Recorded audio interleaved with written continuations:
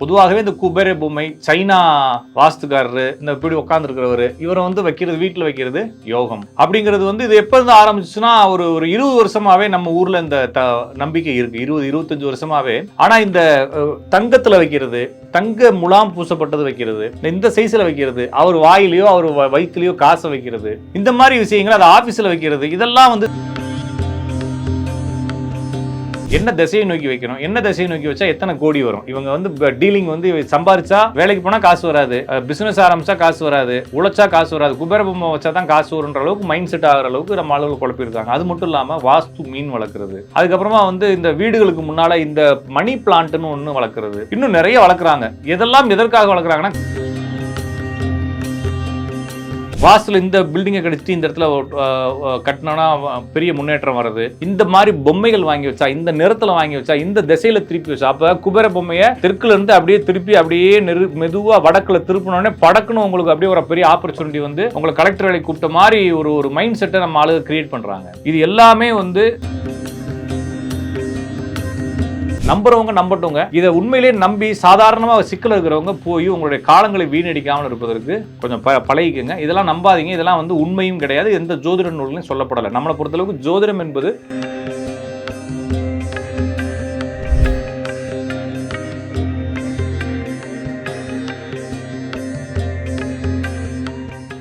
Real one ஆன்மீகம் நேயர்கள் அனைவருக்கும் வணக்கம். நான் உங்கள் ஜோதிடன் ராஜநாடி காப்பா. மீண்டும் இந்த காணொலி வாயிலாக உங்களை சந்திப்பதில் மிகுந்த மகிழ்ச்சி.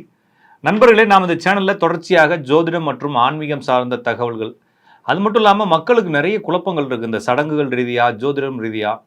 இந்த ஜோதிடம், சடங்கு, ஆன்மீகம், பக்தி இதெல்லாம் ஒன்றா இல்லை வேறு வேறையா? ஏன்னா இது எல்லாத்தையும் ஒரே ஆளு ஹேண்டில் பண்ணுறாங்க. ஜோசிகாரர் தான் பூஜை பண்ணுறாரு, பூஜை பண்ணுறவர் தான் ஜோசியம் பார்க்குறாரு, ஜோசியம் பார்க்குறவர் தான் பரிகாரம் பண்ணுறாரு, அவர் தான் ஏதாச்சும் ஒரு ஐடியா கொடுக்குறாரு. வீட்டில் மீனை வளங்க, வீட்டில் வாஸ்து பொம்மையை வைங்க. நிறைய பேர் இப்போ இந்த வடை சுட்டு சாப்பிடுங்க, லவ் ப்ரப்போஸ் ஆகணும், லவ் ப்ரப்போஸ் ஆகி சக்ஸஸ் ஆகணும்னா தயிர் வடை சாப்பிடுங்கன்ற அளவுக்கு. அப்புறமா வந்து நிறைய இது மாதிரி நிறைய பரிகாரங்கள்லையும் இயல்புக்கு மாறான அல்லது நடைமுறைக்கு ஒத்து வராத அல்லது காமெடி ரீதியான பரிகாரங்கள். இப்போ சமீபத்தில் ஒருத்தர் வந்து ஏதோ ஒரு முருகன் சிலைக்கு மிளகாப்பொடி அபிஷேகம் பண்ணுங்கன்னாரு. இது மாதிரி விஷயங்கள் எல்லாம் மனதுக்குள்ள நிறைய குழப்பங்களை கொடுக்குது. இப்போ சமீபமாக அந்த டிவிகளெல்லாம் பார்த்தீங்கன்னா உடல் இழைக்கணும்னா எதையாச்சும் ஒன்று சாப்பிட சொல்கிறது, உடல் குண்டாகணும்னா எதையாச்சும் ஒன்று சாப்பிட சொல்கிறது, கேன்சரே வராமல் இருப்பதற்கு ஏதாச்சும் ஒரு காமெடியாக ஏதாச்சும் ஒன்று தொடர்ந்து சாப்பிட சொல்கிறது, கண் நோய் சரியாகணுமா பாதாம் பருப்பை டெய்லி ஊற வச்சு தின்னுங்கன்னு சொல்கிறது. இது மாதிரி நிறைய தகவல்கள். நேற்று கூட ஒரு வீடியோ பார்த்தேன். ஏதோ ஒன்று பேசணுன்றதுக்காக சனி பயிற்சி அடுத்த வருஷம் தான் அப்படிங்கிறார் ஒருத்தர். இன்னொருத்தர் சனி பயிற்சி 6 மாதம் தாங்கிறாரு. ஏன்னா இது ஒரு ட்ரெண்டாக போயிட்டு இருக்கு இல்லைங்களா? ட்ரெண்டாக போகிறது சம்மந்தமாக எதை வேணாலும் என்ன வேணாலும் பேசலான்ற மாதிரி மைண்ட் செட்டு. இப்போ அதில் இந்த குபேர பொம்மை, பொதுவாகவே இந்த குபேர பொம்மை சைனா வாஸ்துக்காரரு இந்த இப்படி உட்காந்துருக்கிறவர் இவரை வந்து வைக்கிறது வீட்டில் வைக்கிறது யோகம் அப்படிங்கிறது வந்து இது எப்போ இருந்து ஆரம்பிச்சுன்னா ஒரு 20 வருஷமாவே நம்ம ஊர்ல இந்த நம்பிக்கை இருக்கு. 20-25 வருஷமாவே. ஆனா இந்த தங்கத்துல வைக்கிறது, தங்க முலாம் பூசப்பட்டது வைக்கிறது, இந்த சைஸ்ல வைக்கிறது, அவர் வாயிலையோ அவர் வயிற்றுலையோ காசை வைக்கிறது, இந்த மாதிரி விஷயங்கள் அது ஆபீஸ்ல வைக்கிறது, இதெல்லாம் வந்து சமீபமாக ஒரு 15 வருஷமா ட்ரெண்ட்ல இருக்கு. ஒரு 25 வருஷமா வீட்டுல இந்த நார்த் சைடு இருந்து வந்து இந்த பிளாஸ்டர் ஆஃப் பாரிஸ் பொம்மைகள் செஞ்சு விற்பாங்க. அவங்க வந்து பொதுவாக அந்த குபேர பொம்மைகளை விற்றாங்க.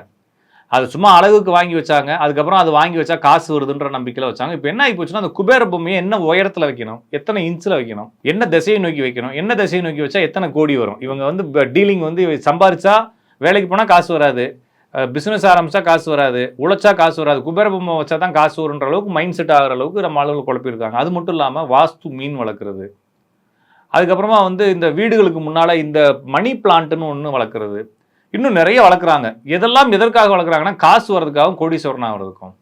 அப்போ கோடீஸ்வரன் ஆகிறதுக்கு இதெல்லாம் வளர்த்தா கோடீஸ்வரன் ஆகலாமா அப்படின்னா நான் அடிக்கடி சொல்லுவேன். டாட்டா தவறிய டாட்டா ரத்தன் டாட்டா வந்து ஒரு பெல்ட் போடல, மோதிரம் போடல, எதுவுமே போடல, ஒரு பாட்டுக்கு ரிலாக்ஸாக இருந்தார், பெரிய கோடீஸ்வரனாக இருந்தார். நம்ம ஆளுக்கு கலர் கலராக சட்டை போட்டு கலர் கலராக ரிப்பன் கட்டி இருக்கக்கூடியவங்கெல்லாம் பார்த்தீங்கன்னா ஒன்றும் இல்லாமல் இருக்கிறாங்க. எனவே நமது வாழ்க்கை சரியாக போகணும்னா, நமது வாழ்க்கை பணத்தோடு இருக்கணும்னா, நமது வாழ்க்கை சிறப்பாக இருக்கணும்னா நம்மளுக்கு விதி இருக்க வேண்டும்.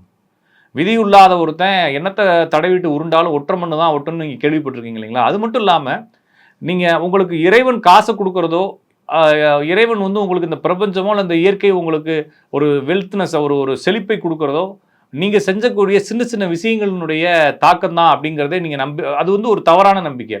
அது மட்டும் இல்லாமல் நீங்கள் உழைக்கிறீங்க, உங்களுக்கு ஜாதகம் வழி விடுது, உங்களுக்கு அதிர்ஷ்டமும் அடிக்குது, எல்லாம் சேர்ந்து ஒரு நேரத்தில் அடிக்குது, நீங்களும் அதை சக்ஸஸாக யூஸ் பண்ணிக்கிறீங்க, அது அப்படியே டெவலப் ஆகி ஒரு பெரிய சக்ஸஸாக போகுதுன்னு வச்சுக்கோங்களேன்.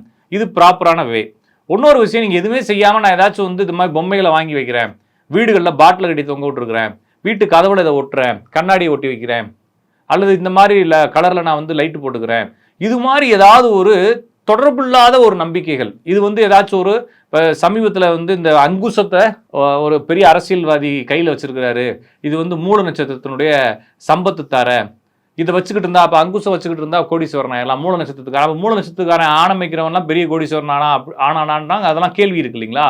எனவே இது மாதிரி நம்பிக்கைகள், தாரா குறியீடு, வாஸ்து குறியீடுகள், வாஸ்துல இந்த பில்டிங்கை கடிச்சிட்டு இந்த இடத்துல கட்டினோன்னா பெரிய முன்னேற்றம் வர்றது, இந்த மாதிரி பொம்மைகள் வாங்கி வச்சா, இந்த நிறத்தில் வாங்கி வச்சா, இந்த திசையில் திருப்பி வச்சா, அப்போ குபேர பொம்மையை தெற்குல இருந்து அப்படியே திருப்பி அப்படியே மெதுவாக வடக்கில் திருப்பினோடனே படக்குன்னு உங்களுக்கு அப்படியே ஒரு பெரிய ஆப்பர்ச்சுனிட்டி வந்து உங்களை கலெக்டர் வேலைக்கு கூப்பிட்ட மாதிரி ஒரு மைண்ட் செட்டை நம்ம ஆளுங்க கிரியேட் பண்ணுறாங்க. இது எல்லாமே வந்து சமீபத்தில் இந்த யூடியூப் ட்ரெண்ட் ஆகிறதுக்கு ஆரம்பிச்சது. எதையாச்சும் பேசி எதையாச்சும் ஒரு கண்டென்ட் கொண்டு வந்துடணும் அப்படிங்கிறதும், கோடீஸ்வரன் ஆகிறதுக்கு மக்களுக்கு ஏதாச்சும் ஒரு குறுக்கொழி தேவைப்படுது அப்படிங்கிறதுனுடைய தாக்கம் தானே தவிர, இந்த பொம்மை வைப்பதாலோ, வாஸ்து மீன்கள் வாங்கி வைப்பதாலோ, வீட்டுக்கு முன்னால் மணி பிளான்ட்டு, முருங்கை மரம், மருதாணி மரம்னு சொல்லி எந்த மரத்தை நீங்கள் நடுவதாலோ, அல்லது இது மாதிரி தேவையற்ற முரண்பட்ட அல்லது தொடர்பில்லாத விஷயங்களை செய்து உங்களுடைய அந்த அதிர்ஷ்டத்தை கூட்டுவதற்கான செய்யக்கூடிய முயற்சிகளோ எதுவுமே பலன் தராது. அது மட்டும் இல்லாமல் இப்போலாம் பார்த்தீங்கன்னா ஃபேஸ்புக்கில் கோடிகளை கொடுத்த பிரபஞ்சத்திற்கு நன்றி அப்படின்னு சொல்லி பீரோ நிறைய காசு இருக்கக்கூடிய இமேஜை போடுறாங்க. இது எதுக்கு போடுறாங்கன்னு ஒருத்தர்கிட்ட கால் பண்ணி கேட்டோம்னா, அப்படி போட்டால் காசு வரும்னு ஒருத்தர் சொன்னாராம். அதுக்கப்புறமா நம்பர் ஏதோ நம்பர்லாம் டைப் பண்ணி போடுறாங்க. அது என்ன கேட்டால் சுவிட்ச் நம்பர்ஸ்ன்னு சொல்கிறாங்க. இந்த மாதிரி நம்பரை காலில் ஒருத்தர் சொல்லுவாராம். சரிங்களா? அப்படி சொல்கிற ஒரு எனக்கு தெரிஞ்ச ஒரு ஜோசிக்காரர் இருக்கார். இப்போ அவர் பாவம் குடும்பத்தில் சாப்பாடுக்கு கஷ்டத்தில் இருக்கிறார். அவர் பார்த்தீங்கன்னா ஆரம்ப காலத்துலேருந்து ஏதாச்சும் ஒரு 50 42 86ன்னு சொல்லுவார். இவங்க ஃபுல்லாக என்ன செய்வாங்க, 50 42 86 50 42 86ன்னு வாட்ஸ்அப்பு, இன்ஸ்டாகிராமு, ஃபேஸ்புக்குன்னு சொல்லி இவங்க பாடுக போட்டு எதுக்காக போடுறோம்னே தெரியாமல், அதாவதுங்க மனிதனுக்கு மூளை இருக்கு இல்லையா, அந்த மூளையை பயன்படுத்தவே மாட்டோம் அப்படின்னு வீம்புக்கு நிற்கிறவங்க மாதிரி இவங்கெல்லாம். அப்போ ஒரு சுவிட்ச் வேர்டோ அல்லது சுவிட்ச் நம்பர்ஸோ அல்லது இந்த ஏஞ்சல் நம்பர்ஸ்ன்னு சொல்கிறாங்க. ஏதோ ஏஞ்சல் வந்து இவங்க இந்த நம்பரை பார்த்துட்டு தான் ஏஞ்சல் உங்கள்கிட்ட வருன்ற மாதிரி ஒரு நம்பர்ஸு.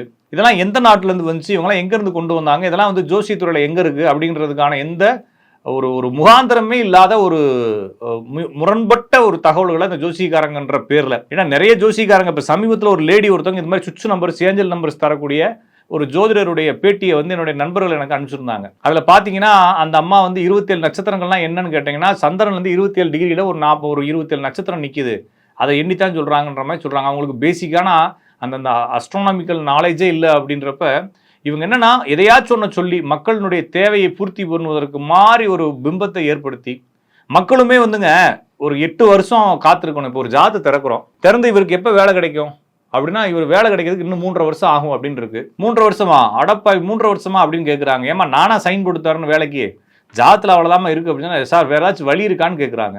அவங்க என்ன கேட்குறாங்கன்னு உங்களுக்கு புரியும். என்ன கேட்பாங்க, நீங்களுமே இருந்தால் என்ன கேட்பீங்க, ஏதாச்சும் வழி இருக்கான்னு கேட்டால் என்ன அர்த்தம்னா, எந்த கோயிலுக்கு போகணும் தானே கேட்குறீங்க. அப்போ மக்கள் இது மாதிரி கோயிலுக்கு போகிறது, வேற ஏதாச்சும் செஞ்சால் சரியாகுமா அப்படின்னு கேட்கும்பொழுது, இது மாதிரி சில நபர்கள் என்ன செய்கிறாங்கன்னா, இந்த குபேர பொம்மையை வாங்கி கிழக்கு மேற்கு வடக்கு தெற்குன்னு ஏதாச்சும் ஒரு திசையை சொல்லி உங்கள் ஜாதத்துக்கு தான் சரியானது சொல்லி அந்த பக்கமாக திருப்பி பாட்டி வாயில் கொண்டு போய் ₹1 காசு வச்சோம்னா காசெல்லாம் பிச்சுக்கிட்டு வரும், வேலையெல்லாம் கிடைச்சிரும்னு சொல்லும் பொழுது மக்களுக்கு இது எளிதாக இருக்கிறது. ஒரு பேன் கார்டு வாங்கணும், ஒரு TIN number, PAN number, GST number வாங்கணும் அப்படின்னா அதுக்காக மெனக்கடணும், போகணும், ஆஃபீஸ் போகணும், ஆன்லைனில் ப்ரோக்ராம் பண்ணணும், ஆன்லைன் லாகின் பண்ணணுன்றது எதுவுமே இல்லாமல் வெறுமனே ஒரு பொம்மை வாங்கி வச்சா ஜிஎஸ்டி நம்பர் கிடைச்சிருன்னு சொன்னால் உங்களுக்கு எவ்வளோ ஈஸியாக இருக்கும் இல்லைங்களா? எது கஷ்டப்பட தேவையில்லைன்ற மாதிரி மக்கள் அது மாதிரி விஷயங்களில் போய் மாட்டிக்கிறாங்க.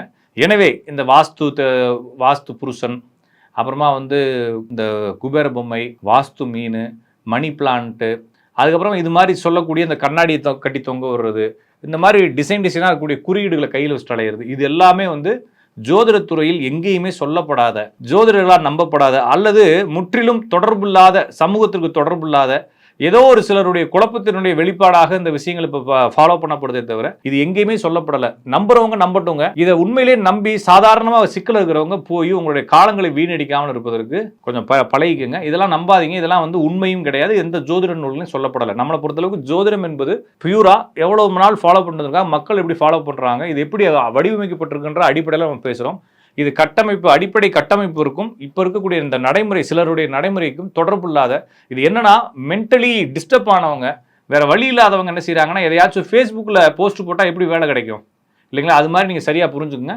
மேலும் நிறைய தகவலுடன் அடுத்தடுத்த வீடியோக்கள் உங்களை சந்திக்கும் வரை உங்களிடமிருந்து விடைபெறுவது உங்கள் அன்பு ஜோதிடன் ராஜநாடி காப்பா.